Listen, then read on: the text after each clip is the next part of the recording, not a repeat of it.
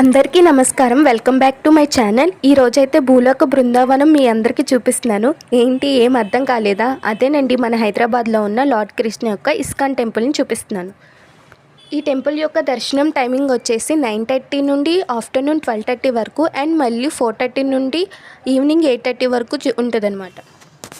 హైదరాబాద్లో అయితే 3 ఇస్కాన్స్ ఉన్నాయి. అందులో ఇది జహనాపూర్ ఇస్కాన్. ఇక్కడైతే సాంబార్ రైస్ని ప్రసాదంగా పెడుతున్నారు. మేము మా ఫ్రెండ్స్ వెళ్ళేటప్పటికి ప్రసాదం అయిపోయింది.